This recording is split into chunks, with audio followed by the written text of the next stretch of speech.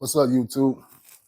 Decided I was actually gonna do a live, but YouTube tripping right now. So I'm just gonna give y'all a quick story. Might not be quick, but I was debating on which one should I do.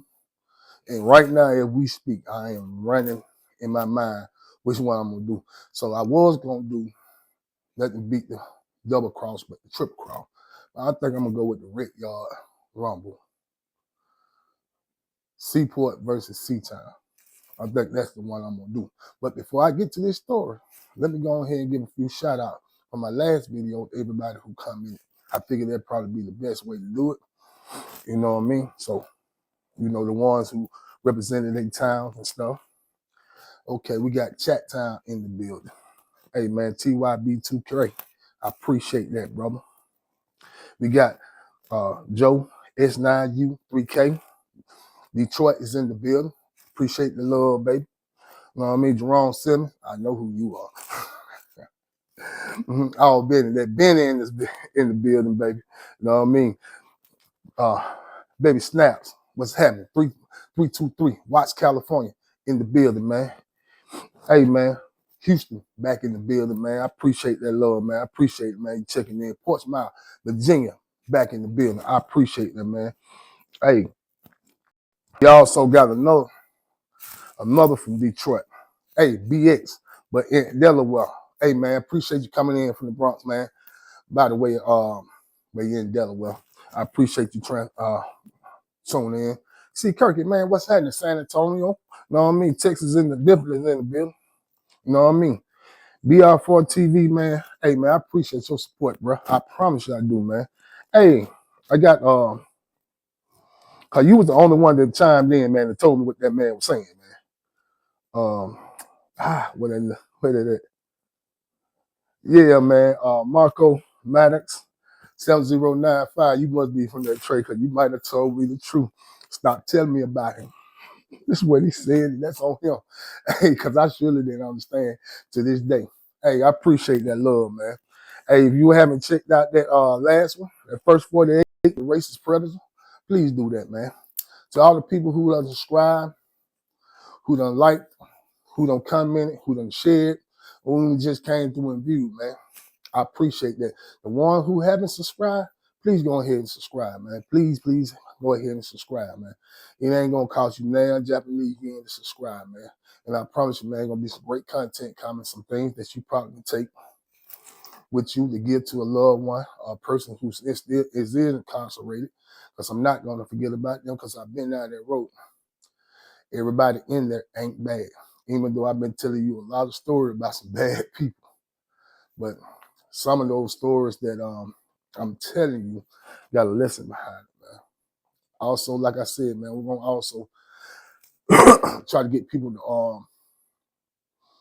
to understand loved ones that come home from prison, because I know it's gonna be a journey in itself because of the trauma that you're gonna face behind the wall.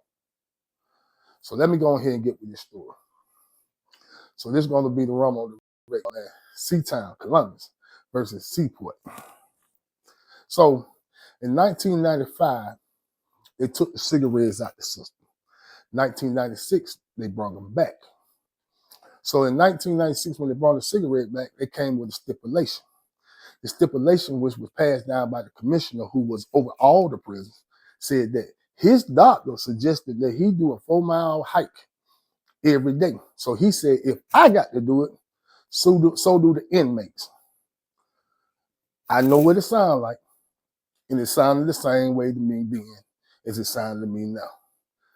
You know what I mean? So if the master got to do it, y'all got to do it. So that's what was going on. Okay, this 4-mile hike, what they were going to do was put us on a rec yard, and we're going to have to walk around in a circle for 45 minutes straight. Whether or not that's 4 miles, I don't know. But they had came up with the name, they call it walk/rec. So for the first 45 minutes you on the rec yard, you had to walk around in this circle. And then after that, you do as you want to do. Basketball, workout, run. They had took the weights at the time. So the thing is about that is And Alto was a restricted movement camp. And you probably heard me say that before. Let me give you a deeper dive into that. A restricted movement camp, which probably was the only one. I don't know about other camps, because other camps we didn't do this. In Alto, everywhere you went, you would escort, meaning that you had an officer with you. You had to walk with your hands behind your back everywhere you went. Could have them in your pocket, couldn't have them to your side. You had to have them completely behind your back everywhere you went. And now, certain instances, they might do it like a catch and shoot, where the dorm officer let you out and you catch an officer out there on the yard. But if it's a mass movement with the dorm, the officers usually go with them.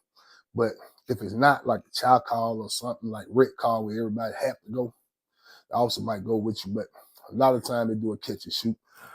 But there's always going to be an officer with you. So with that said, most times, most buildings don't intermingle with each other. Meaning that if I'm in E building, I'm not intermingling with F building. If I was in G building, which was IMU, which is G1 IMU, and don't ask me what that meant. I don't know. I can't remember what it meant, but that's what it was. IMU, and G2 was the mental health dorm. So those people segregated from the rest of the prison. C unit, which is VRC, PMC, it was different. They would let people intermingle on the rec yard because this was a lower aggression, you know what I mean, lower tier to the aggression that was going on as far as like Atlanta down south or internal beef that had between two inmates. Now, here's the thing. E1 and E2, seeing how they with the kitchen dorm, a lot of times they would let them do rec together. So that's not a problem. F1 and F2, they kept them completely separated because Alto didn't transfer inmates. Then you get to fight. No matter how brutal it might have been or how big the beef is, if I don't state and say, hey, I cannot live on this camp with this guy, I'm not going anywhere, and neither is he. We are both going to be still at that camp. So what they do to do that, they'll send him to F1, they'll send me to F2. Oh, we'll see each other, but be in the close proximity with each other? No, we're not. But with this walk rate and the powers that be, it came down with it. They got to put everybody on this one rec yard. You hear what I'm saying? This is a pension for trouble. So this is when they finna start the walk rec. This is the very first walk rec that we finna have. So they called everybody out. E1, E2, F1, F2. All us going to the rec yard. Everybody who's in the dorm, who don't have a detail or whatnot, they don't figure they're going to break it up into a morning rec, afternoon rec, you know what I mean, mid-morning rec, however they was doing it. I was working third shift dorm morning in E2, so I figured, like, let me hit this first rec. That way, because I'm already up. That way, when I come back from rec, I can take a shower and I ain't have to worry about breaking my sleep. And I can just sleep all the way through until, final chow or lunch or whatever I want to do. You know what I'm saying? I didn't never go to chow, so I can sleep through lunch. I probably go the final chow. But anyway, out subject. We go, so they call this walk rec. They lining everybody up. They don't came up with an ideology that they're going to just run everybody at the same time up there. So we walk into the rec yard. So the thing is, B unit was shaped like a U, like a Z, U. It's like a U all the way around like this. And the way we was coming, they was coming from the bottom of the U. F building at the bottom of the U. Just say it was a U, a horseshoe, they at the bottom of the horseshoe. At the dead center at the bottom. So they coming back up around where we are at. And we all meet up. I can kind of feel the tension in the air, but what I was thinking was, because some of the guys haven't been around each other in a couple of years. And it's enough time to let whatever anger and issue they had kind of similar, but you know I'm gonna be on edge because me and you don't have some problems. Then you know you have different cities that ain't been around each other, homeboys that ain't been really around each other like that. Of course, they looking at each other, making eye contact when I see in the wreck yard. You gonna talk, chop it up. That's what I'm taking it in. So we going up to the wreck yard. So we were gonna go to the big yard. So they got every individual dorm have a small yard. But they decided since it's gonna be so many inmates at one particular time, they're gonna put us on what we call the small big yard. So it's a big yard. It's a big yard that have basketball, a softball field, all the little things that usually have on a rec yard if you were to look at the prison. And then they had the small big yard, which have absolutely nothing out there but a set of bleachers. That's it. They don't have nothing else. They don't have nothing for you to do out there at all. They'll throw a football out there and a couple flags and tell y'all play flag football, which gonna end up turning the tackle. I don't even know why y'all even throw the flags out there. I guess to make yourself feel like you were doing your job. Half stepping as usual. But anyway, we get out there we walk into the rec yard. So the small, big rec yard is like the first rec yard you're gonna see. So it's like a gate you got to go through to go down toward downhill, because that's where the rec yard was situated. It was what we call the downhill, it was the PMCVRC. So you going down that hill. So you come through the gate. As we going down the hill, we see like 25 to 30 officers standing down at the bottom end, which will be by the big rec yard, not the big small one, but the big rec yard at what I would say the entrance of going into like the dormitory area of BRC. It's about 30 officers now. They got shields, they got the batons, they got the face masks. They on go. They ready. They trying to show of force. So here's the thing, and maybe I'm wrong. If somebody have been down there can tell me different, but since the whole entire time I was down there, we never got shook down by an outside tax squad. Alto had its own tax squad. Every time they ever came, it would always be some in-house officers from another shift. They would come and shake down the dormitories and whatnot. Crazy thing is about it, much violence that was going down there for the first 4 or 5 years I was down there, they never shook down. Shit, I don't think it might have been 6, excuse my language. You know what I mean? It was a long time before I had seen a major shakedown down in Alto.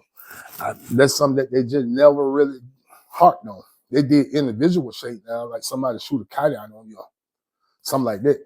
But they wouldn't just necessarily have a major shakedown. You would think they would, but this predicates. I'm saying the wrong way. Well, this is before cell phones and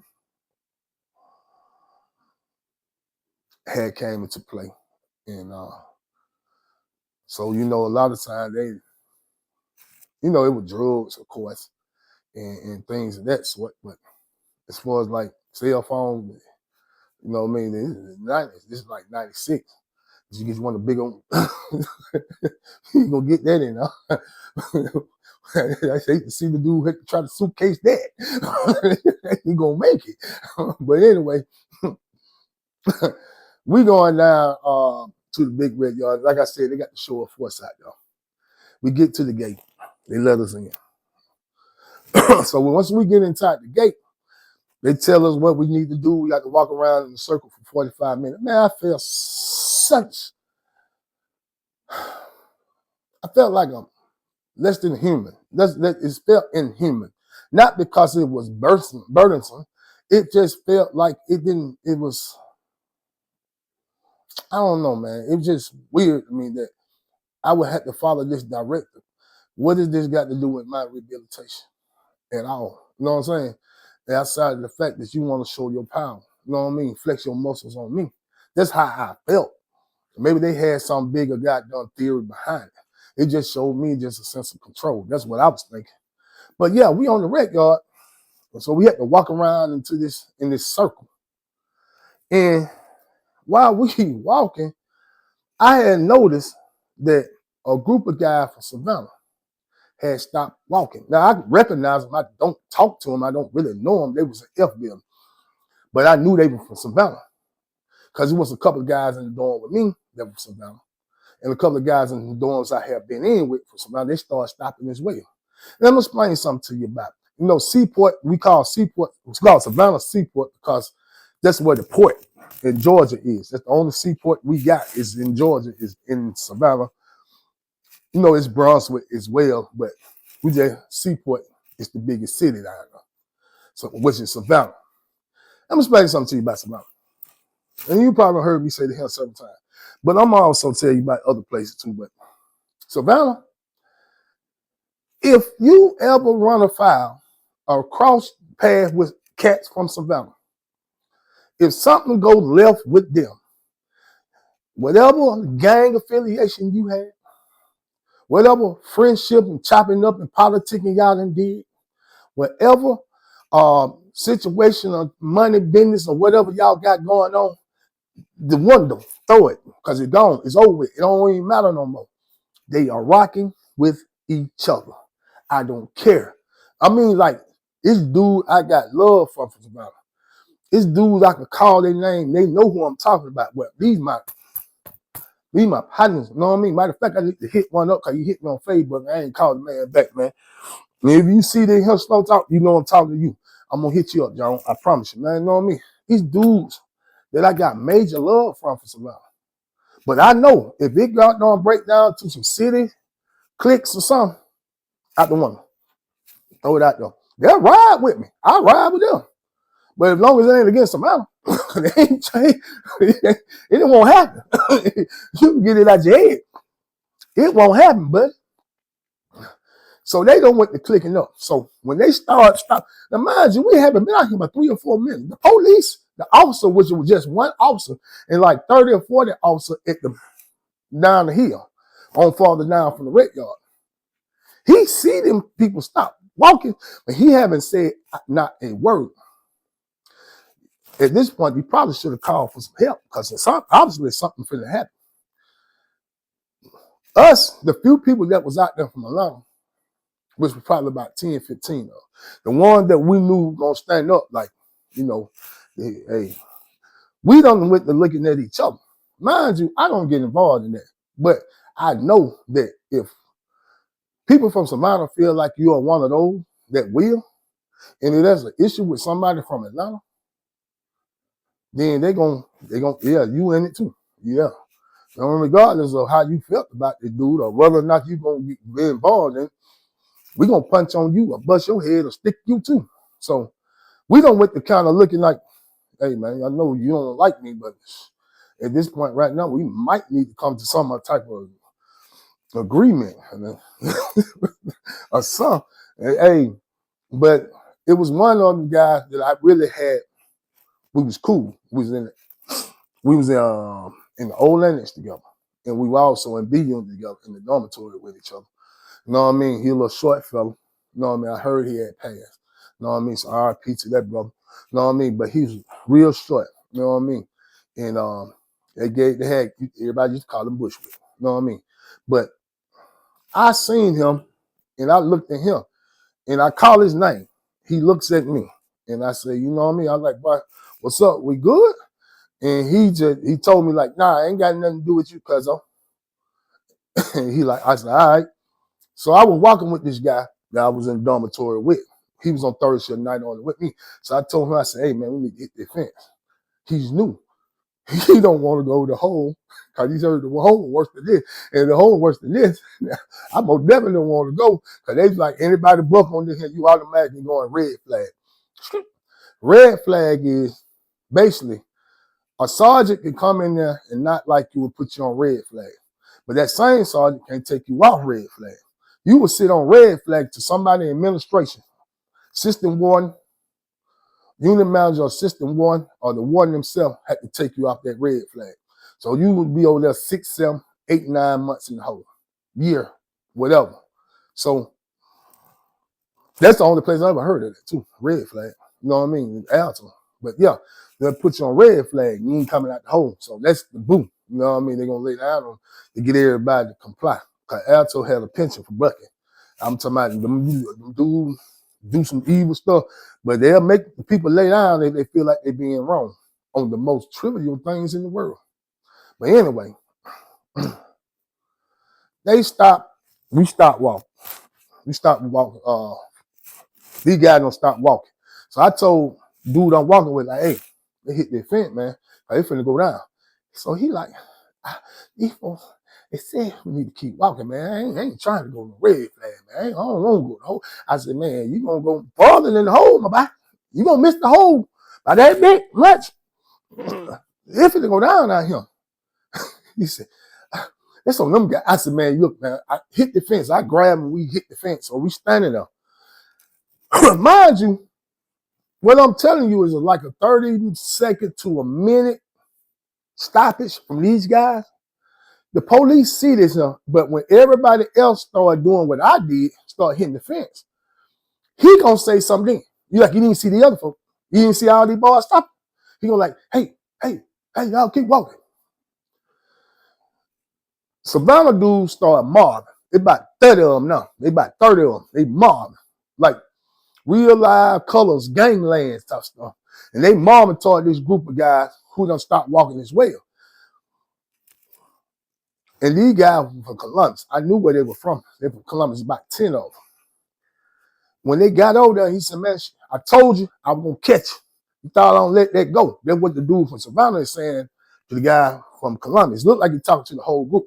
But this one dude from Columbus, C-Town, he's a stepper. He got to be, because you got to look at the number.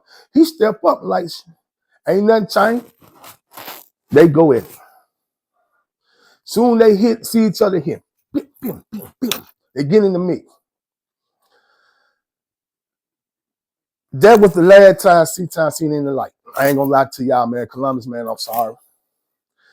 It was slow. Knives came out, locks came out. Dude hit Buddy while Buddy was in the mix with the other dude from Savannah.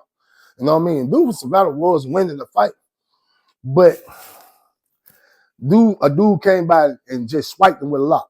Pow, hit him across the head. Pow, he turned. When he turned, Buddy from Savannah hit him. Pow, he went down to one knee. They went to hitting on him. 5 dudes from Columbus struck out. They struck out. They shouldn't have struck out, because what they ended up doing was separating from the pack. It probably been better off. Dude was charging them, sticking them with knives. Some dude had some locks. They were hitting people and stuff like that. Like 4 or 5 people from Columbus, they ended up like with head bust and stuff like that and poked up. Some of them got away. You know what I mean? But the one that actually stood there and fought didn't never get hit with no locker now. They just stood in there. They just got jumped. They got beat up, but they didn't get stuck with the one who ran was the one that actually got hit with the locks and stuck and poked on. And man, it was slow. All this bust out. Boom. So I'm like the him, man, I ain't trying to. You know what I mean? I'm watching everything. I'm like, this ain't the first time. Remember, so go back and see that video, Pete the Plot. So this ain't the first time I've seen something jump out like this. It's getting bloody though. You know what I mean? It's getting very bloody. It's getting ugly out here. You know what I mean? But it's not like in a closed dorm. It's outside. And I'm looking at the police officer who's still standing on the hill watching it like this. He doesn't call the code. The police that was standing down there in the cut, they run down. He opened the gate. They don't come in there. They just stand there and look. For about 4 or 5 minutes, they allowed this to transpire. 4 or 5 minutes. They allowed these guys to sit there and hit each other, beat on each other, guys getting stabbed up, beat up, and everything. 4 or 5 minutes. They allowed this to happen without making a move, because they said their safety is first. Let the animals eat each other, prey on each other, and do what they got to do each other. And then once they get tired, then we'll come in and start separating everything. Mind you, at this point in time, they did not use like pepper spray. They just used batons. You know what I mean? And that's about it. And shields to protect themselves. Then once they start seeing everybody, The guys with the shield, they didn't even come in there. They just stood there. They let the other officers run in there. And they just started slamming people out, hitting a couple people in the back with the baton, started handcuffing different people. The crazy thing is about it, they handcuffed the guy from Columbus first. Columbus was grossly outnumbered in this situation. Let's start there. Now, it was just 10 of those, but it was another 5, 6 guys from Columbus who did not even get involved, saying that I don't even know these people, which is fine. I don't have no issue with that. But in the grand scheme of things, I don't heard y'all run around, well, been in a situation where you go to your homeboy for help. But when it's time for you to help one of your homeboys, all things done change, which is fine. You know what I mean? If you gonna figure out a goddamn way to get some help and not give them no help, that's fine. Hey, man. But I'm just saying, you know what I'm saying? That's some real shady stuff to me. But I ain't never been the one to run for help. So I don't even understand that anyway. You know what I'm saying? But anyway, they come in and start snatching up these guys, they picking them up. You know what I mean? The one they got Buddy, the original dude who was fighting the other guy from Savannah that started all this, the other dude from Columbus that was fighting the dude who ended up first getting hit with a lock, his eye was shut closed, I guess, from that first lock hit. You know what I mean? Eye was shut closed. And he was leaking bad, you know what I mean? But other than that, he was just bruised up, beat up a little bit. The other 4, 5 dudes who stood there with him, they was pretty much all right. The other guy came out with some, you know what I mean, catch-out marks on the head. Another guy came out, he was leaking around his shoulder area and back, but when the guy was, when he was running, dude stick him in the back. And we standing out there, and they handcuffed the guys, started taking them out there. So then they brought us back to the dorm. They told everybody, line up, get back in line. We're going back. They went back, they locked the dorm down. And remember at the beginning of the video, I told you they weren't doing a lot of transfer. Well, things start quickly changing at that moment. Because the power to be don't care nothing about your internal issues at the prison. They just want whatever they said to be done. So what they end up doing was taking a lot of the people that they felt like was steppers or big dogs out the individual city, and they put them in the hole and put them pin the transfer, PT them, put them pin the transfer, and they start transferring a lot of them guys. Some of the guys came back, you know what I mean, the ones who they had took to the hole, but a lot of them got transferred out. The ones who originally jumped off, they got transferred out. Well, most of them did, not all of them. You know what I mean? My little partner, the one I was talking about for Savannah, he didn't even go to the hole. When the folk came to the thing, he came understood by me like, like he was with me. You know what I mean? They don't know where he was from, but they didn't get it. You know what I'm saying? But I ought to tell him too, because he was the one that came by swipe buddy with that bow. He did jump out there high and caught it bow and kept it moving.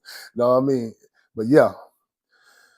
So we went back to the dorm. They kept us on lockdown. They actually let us off at that 4:30 lockdown and stuff like that. 4:30, after 4:30 count, they opened up the doors and stuff after they got them guys out. But yeah, man, I just wanted to run this story to y'all real fast. You know what I'm saying?